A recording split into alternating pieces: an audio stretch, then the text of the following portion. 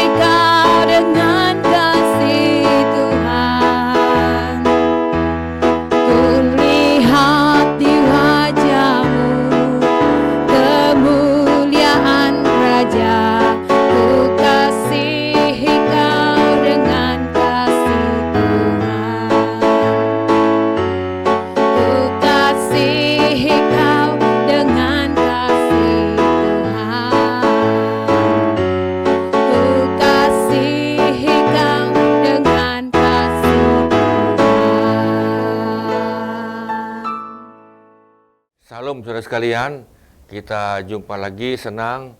Dan kita minggu lalu sudah belajar SMK ke-6 dan hari ini kita belajar SMK 7. Nah, yang 7 ini adalah sangat menarik.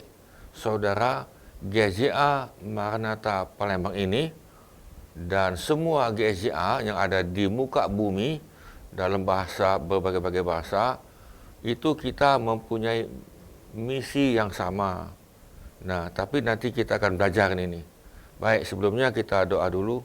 Tuhan, kami mohon campur tangan Tuhan.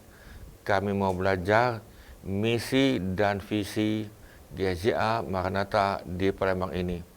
Supaya kami mengerti tujuan gereja ini apa, dan misinya apa, dan untuk apa, dan sebagainya. Berikan kami pengertian supaya kami mengerti. Bukan kami asal-asalan ikut dalam gereja, tetapi kami tidak mengerti. Terima kasih Tuhan, Roh Kudus berikan kami pengertian, supaya kami menjadi pelaku firman. Di dalam nama Tuhan Yesus kami mohonkan. Amin. Nah, saudara sekalian, yang sudah jelas, GZA ini mempunyai misi dan visi. Nah, coba kita lihat ya.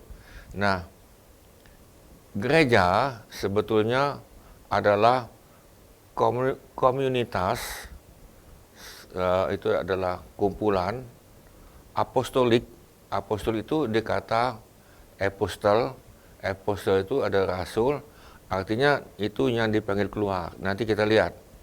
Gereja adalah sebuah komunitas apostoliknya Tuhan. Artinya Tuhan memakai gereja itu. Amin. Jadi Tuhan di samping memakai, maksudnya gereja adalah saudara dan saya.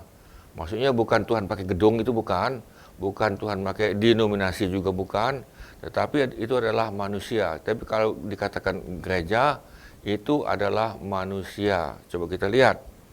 Nah, itu adalah sekelompok manusia yang dipanggil keluar, eklesia. Eklesia itu sebetulnya adalah yang dipanggil keluar, dipisahkan oleh Tuhan melalui pertobatan dan iman dalam Yesus Kristus. Nah, jadi saudara, kita dipanggil keluar dari dunia ini, tetapi kita tetap tinggal di dunia. Yang dikatakan panggil keluar itu adalah sistem dunia. Sistem dunia, tata tertib dunia, gemerlapan dunia, dan dunia ini kita tidak ikuti cara mereka. Walaupun kita tinggal di dalam dunia ini. Nah, jadi saudara, itu adalah sekelompok manusia, itu gereja yang dipanggil keluar, eklesia. Eklesia sebetulnya mempunyai pengertian yang lebih dalam, tapi kita sementara jangan dulu ke sana. Nah, saudara sekalian, kemudian gereja diutus oleh Tuhan menjadi apa? Agen untuk mengubah komunitas mereka, untuk mengubah kota, bangsa, dan dunia. Jadi saudara, tujuan gereja dibuka adalah untuk mempengaruhi lingkungan dan kota. Lalu pertanyaan, apa dampak gereja GSIA Maranatha ini bagi kota? Apakah ada apa enggak? Ya, kemudian dampak enggak bagi bangsa dan bagi dunia. Nah, ini mesti ada dampak keluar. Karena gereja adalah alat atau agen perubahan. Saudara sudah bisa mengerti kan? Nah, kalau sudah mengerti dan paham, kita masuk. Apostolik, apa artinya tadi? Apostolik tadi adalah sekelompok manusia yang dipanggil keluar dari kegelapan, cara berpikir yang gelap, ya kan, tingkah laku tadi yang gelap, ikut kedagingan, yang lain kita diubah. Nah, lalu saudara ini nih, tujuan apostolik gereja dibuka adalah untuk memenangkan jiwa. Tujuan gereja dibuka untuk penginjilan, menginjili. Sudah menginjili, sudah dirawat, dimuridkan. Jadi kita tidak bisa hanya, oh ya aku sudah terima Tuhan, bertobat, titik. Oh tidak bisa, enggak ada itu. Ya kan, Alkitab tidak menulis seperti itu. Alkitab kalau sudah lihat, saudara dimenangkan untuk menginjil, merawat murid itu. Dan lalu terus ini sampai ke dunia ini.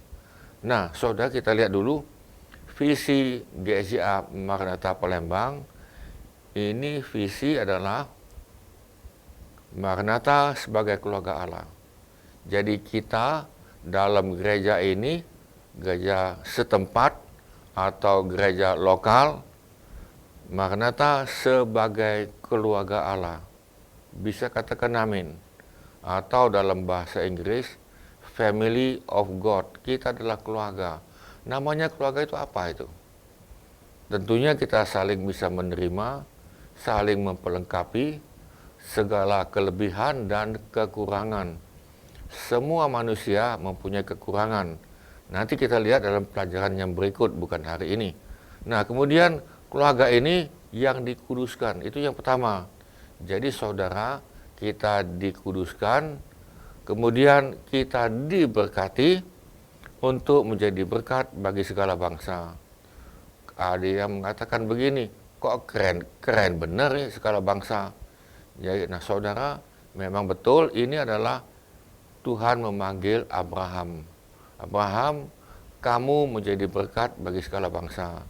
Mereka yang memberkati kamu, yaitu Abraham dan keturunannya, baik itu Israel asli, jasmani, maupun Israel rohani. Siapanya memberkati kamu, kata Tuhan, aku berkati. Siapanya mengutuk kamu, kutuk itu kembali kepada orang itu. Nah, jadi saudara, ingat, kita ini adalah keluarga Allah yang dikuduskan, yang diberkati, dan menjadi berkat bagi segala bangsa. Saudara, usahakan visi ini dihafal. Tengah malam, saudara dibangunkan jam 2 pagi. Visi GSIA Maranatha. Nah, saudara bisa jawab itu. Nah, kemudian saudara, ada misi ini nih. Misi itu tugas yang diemban. Tugas yang diemban oleh GSIA Maranatha Palembang. Tugas yang diemban apa itu? Nah, saudara, kita dalam gereja lokal ini tidak membuat misi gereja lokal atau gereja setempat, enggak. Ini sebetulnya adalah misi GJA di dunia. Saya ulang lagi, ini adalah misi GJA di dunia. Saudara pergi ke Jerman tadi, ya kan, GJA Jerman. Saudara dalam bahasa Jerman, coba tanya mereka, misi GJA Jerman apa? Dia akan jawab ini nih, sama seperti kita sama ini nih. Kemudian saudara pergi juga ke Meksiko atau negara-negara yang lain, GJA itu terdapat pada hampir 200 negara, jangan-jangan sudah lebih, 200 tadi lebih. Ya, saudara, misinya sama. Nah, misinya apa tadi itu? Menyelamatkan yang terhilang. Saudara, saya jawab, kalau saya lihat satu-satunya gereja di dunia ini yang mempunyai misi, tugasnya diemban, menyelamatkan yang terhilang, saya minta maaf dulu ini, hanya kita, hanya GCA ini. Jadi DNA GCA adalah menyelamatkan yang terhilang. Jadi saudara pergi kemana saja itu. Ya kan, bukan hanya di kota Palembang, tetapi saya pernah berkesempatan ke luar negeri seperti di Singapura, di Malaysia, ya kan, kemudian ke Amerika, di Australia, pernah juga sampai ke Kongo, Afrika. Dan saudara, mereka ini punya DNA itu, mencari yang terhilang. Di mana-mana pun saya ketemu, baik itu di Singapura itu, mereka mencari yang hilang. Mereka mencari yang hilang. Jadi bukan mencari anggota gereja yang lain. Itu tidak tertarik lalu dimasukkan ke dalam gereja kita. Saya jawab, bukankah itu namanya pencuri? Nah, saudara, menyelamatkan yang terhilang. Kedua, memuridkan. Sudah diselamatkan, dimuridkan. Siapa yang memuridkan itu? Saudara dan saya. Jadi kita sebagai anggota jemaat GCA mencari yang terhilang, bukan mencari yang lain. Jadi saudara, kalau saudara sudah diselamatkan, sudah cinta Tuhan, sudah mengenal Tuhan, saudara tentunya mau menyelamatkan mereka yang belum selamat. Kemudian dimuridkan. Dan yang ketiga, membangun jemaat Tuhan, maksudnya itu mendirikan gereja, ya tadi, berdasarkan Alkitab. Kemudian untuk apa? Yang keempat, untuk melayani seluruh dunia dengan belas kasihan. Saudara, wawasan kita adalah dunia. Saudara siapa tahu dipanggil ini nih untuk menjadi misionaris. Siapa tahu. Ya, karena saudara, segala bangsa itu di kota ini pun banyak bangsa. Bangsa apa tadi itu? Bangsa pemulung, bangsa gelandangan, bangsa narkoba, ya kan, bangsa apa lagi itu ya, yang hidup mereka itu terbuang. Nah, itu saudara perlu kita jangkau. Bukan yang hanya punya duit saja saudara jangkau, itu bukan itu, tetapi segala bangsa. Nah, strategi, bagaimana caranya supaya tadi itu misi tadi terjadi, visi itu terjadi, bagaimana? Nah, tentunya mempunyai strategi. Dalam peperangan tentunya memakai strategi. Nah, itu peperangan jasmani. Kita peperangan rohani itu beda. Jadi saudara, kita ada strategi. GCA, nah ini strategi ini hanya Indonesia ini. Nah, yang di Jerman atau yang di Malaysia strateginya mungkin beda dengan kita. Karena ini dibuat oleh GCA masing-masing, karena GCA itu tidak di bawah struktural, tetapi kami itu fungsional. Nah, strateginya apa? Strateginya itu ada 3, pengajaran. Nah, saudara pergi kemanapun di kesidang jemaat Allah, itu terkenal dengan pengajaran, teaching. Mereka itu terkenal dengan teaching. Kemanapun ini, kalau saudara perhatikan ini, entah itu pendeta dari Amerika, pendeta dari Kongo, pendeta dari Chili, Kami pernah ketemu tuh yang dari Chili, dari Brazil, ya kan, pernah juga ke sini dan yang lain. Semuanya itu dengan pengajaran. Jadi jemaat itu dipelengkapi dengan pengajaran supaya bertumbuh. Saudara bisa bertumbuh, mengenal Tuhan dan yang lain, tentunya dengan pengajaran. Kita mesti ikut terus pengajaran ini. Saudara, saran kami untuk Bible Study yang kita adakan setiap Selasa ini, saran kami seminggu sekali ikut, hanya seminggu sekali, cukup 1 jam, cukup itu. Nah, jadi saudara ikuti ini nih secara pelan-pelan. Nah, yang kedua, penyembahan. Penyembahan itu kapan? Saudara, kita nyembah Tuhan itu setiap hari, bukan hari Minggu. Hari Minggu kita menyembah Tuhan hanya 2 jam, wah ke tangan. Wah pakai bahasa lidah, ada urapan. Itu betul, tetapi sebetulnya adalah penyembahan saudara itu tiap hari. Contoh yang simpel, yang praktis, yang saudara bisa lakukan ini nih. Ya kan, gampang. Ketika saudara melek pertama kali hari ini, buka mata, saudara ngomong apa? Kata pertama. Ya kan, saudara ngomong apa itu? Ya kan. Nah, kami sarankan karena kita penyembah Tuhan, ucapan terima kasih Tuhan, terima kasih, haleluya, puji Tuhan. Dengan mulut terbuka, bukan dalam hati. Saudara dengan mulut terbuka, terima kasih Tuhan. Saudara, bukankah itu menyembah Tuhan?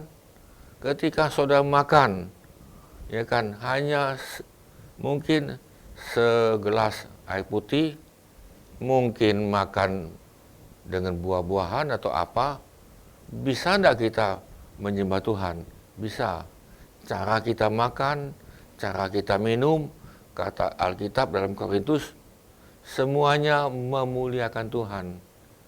Pakaian saudara memuliakan Tuhan. Cara saudara berdandan itu memuliakan Tuhan. Bukankah itu penyembahan? Jadi saudara, kita menyembah atau katakanlah itu ibadah itu tiap hari. Alkitab menulis ibadah kita, penyembahan kita adalah tiap hari 24 jam. Cara tidur pun kita menyembah Tuhan, dan bahkan cara mati pun menyembah Tuhan. Nah, lalu yang ketiga, semua jemaat ikut dalam pelayanan. Pelayanan apa? Oh, saya tidak bisa nyanyi, ya kan? Saya tidak bisa ngajar sekolah minggu, saya tidak bisa apa-apa. Saya jawab, saudara, itu pelayanan yang terbatas dalam gedung gereja. Di dalam gedung gereja ada yang nyanyi, ada yang main musik, ada yang khotbah, itu di dalam gereja. Pelayanan saudara di dalam gereja bisa, di luar gereja. Pelayanan kita yang sebetulnya adalah di luar gereja. Saudara di kantor. Ayo, nah, saudara di gereja kita ngomong manis-manis ya. Salam, apa kabar? Puji Tuhan. Di kantor, saudara dengan karyawanmu, saudara maki-maki. Ya kan, bentak-bentak. Ya kan, pukul meja lagi.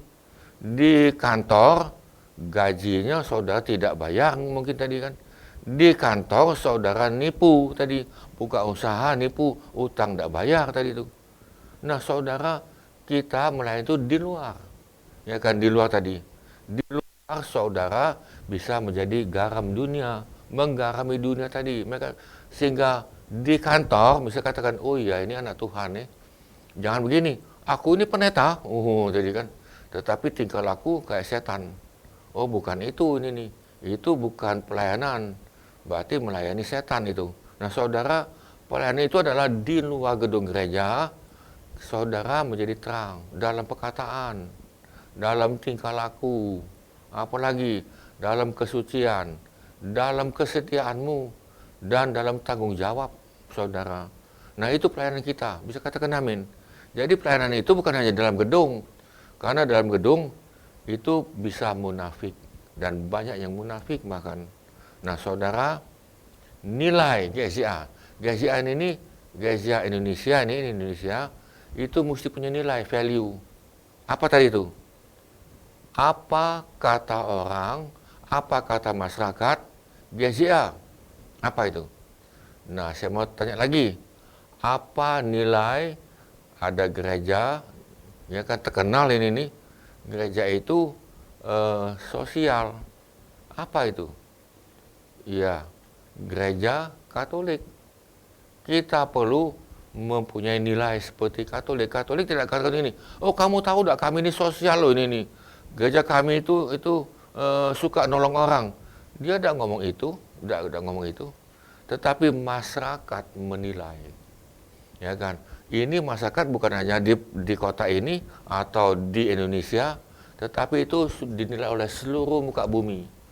Gereja yang terkenal dengan sosial, yaitu Katolik. Mereka terkenal dengan pelayanan orang yang miskin, orang kumuh, banyak hal.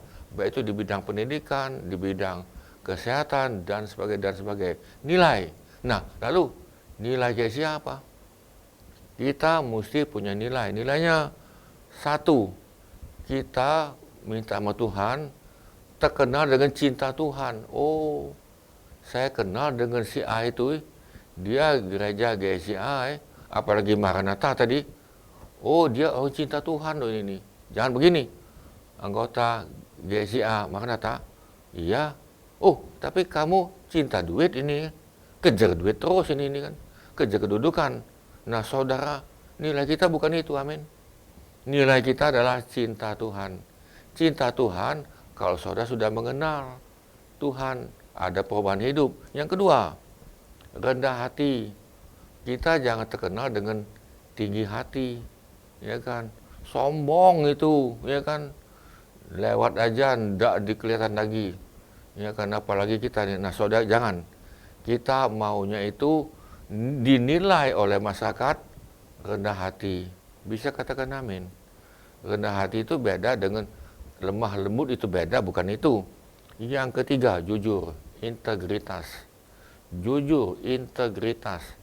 Ya kan, saudara dagang jujur, kerja jujur, kemanapun kau pergi jujur. Kalau dagang dengan jujur, boleh duit dah ini nih? Saya jawab, justru duit mencari saudara kalau saudara dagang dengan jujur. Saya ambil contoh ini nih. Di kita itu tuh, ya kan, ada seorang bapak di Jakarta, dia memegang spare part sebuah mobil. Mobil itu merek Panther itu. Udah lama ini nih. Dia diangkat untuk menjadi agen, dan kemudian dia juga ada bengkel dan sebagainya, menjadi agen spare part dan buka bengkel khusus Panther. Nah, lalu datanglah mobil si A, si B, dia ngomong itu, Pak, ini kami ganti spare part ini yang asli ini nih, harganya sekian. Tetapi kalau Bapak mau yang palsu, ada, tapi kami tidak ada di sini, toko lain. Kami di sini, kami jual yang asli, harganya sekian. Ditanya dulu ini nih. Oh iya boleh, bisa diskon. Ya paling-paling sedikit. Nah tadi umpama tadi. Nah saudara, Bapak ini jujur.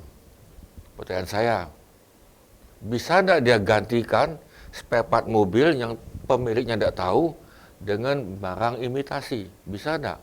Bisa. Bisa tidak dia dapat untung banyak? Bisa. Tapi Bapak ini memang dia adalah pemimpin GCA kebetulan, dan bahkan menjadi pendeta GCA, ya kan, yang jujur. Dan saudara, apa yang terjadi? Saya pernah tanya dia itu, saya ketemu kan, kamu dagang jujur ini boleh duit tak ini? Ya kan? Karena zaman ini sudah lama, ini sudah puluhan tahun yang lalu, ya kan? Saya bilang kalau kita dagang tak jujur dan main bohong-bohong, kan kaya kan, dapat duit banyak. Nah dia ketawa sama saya, ketawa, ya kan? Lalu saya ngertilah bahwa jujur itu adalah sebuah nilai mahal, langka, sulit mencari hari ini nih orang yang jujur, sulit.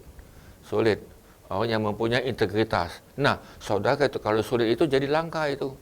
Jadi saudara, saya ambil kesimpulan, dan memang betul pada Bapak ini, Saya bilang, kamu akhirnya dapat untung tak ini nih? Dia bilang, banyak yang antre pada aku tadi. Banyak sekali yang antre. Ya kan, terpaksa kami kerja lembur tadi dan sebagainya. Banyak yang antre. Nah saudara, bukan dia tambah bangkrut, tetapi dia tambah diberkati. Karena nilai jujur, langkah kemanapun saudara pergi. Yang keempat, rajin. Terkenal itu. Rajin berdoa, tak rajin. Yo doa tadi. Itu kan anak sama bayi itu, anak-anak disuruh doa, ya kan, disuruh pelayanan, main sarsu, tapi dia otomatis dia rajin baca Alkitab, dia rajin doa, dia rajin melayani, dan dia rajin apa tadi, terkenal dengan rajin. Jangan terkenal dengan malas yang tadi ya. Terima kasih. Ya saudara perhatikan di sini. Cinta Tuhan, rendah hati, jujur, dan rajin. Manusia berarti bagi Tuhan.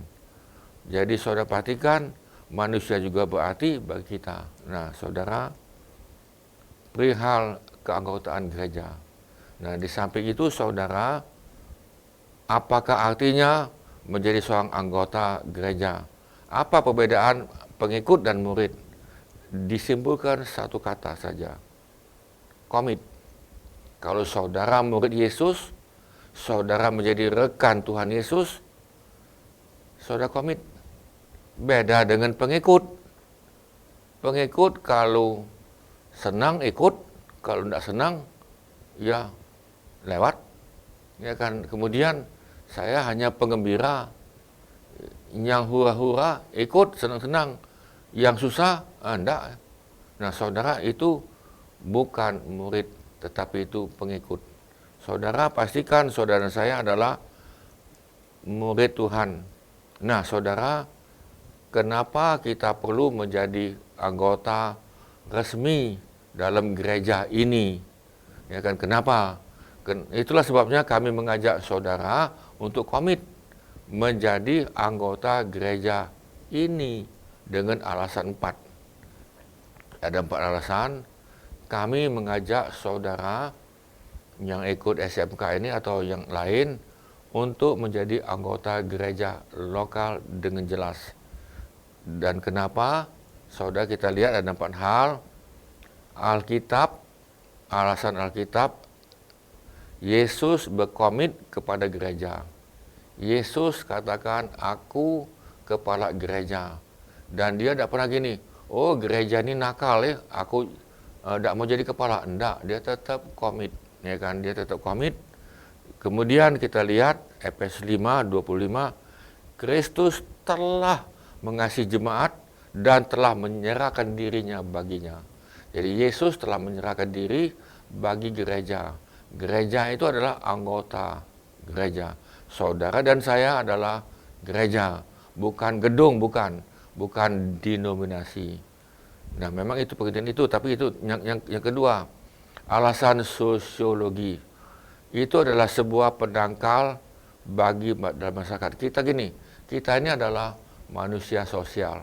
Kita tidak bisa tinggal sendirian. Saudara perlu satu yang lain, seperti yang kita sudah nanti kita pelajari nanti itu.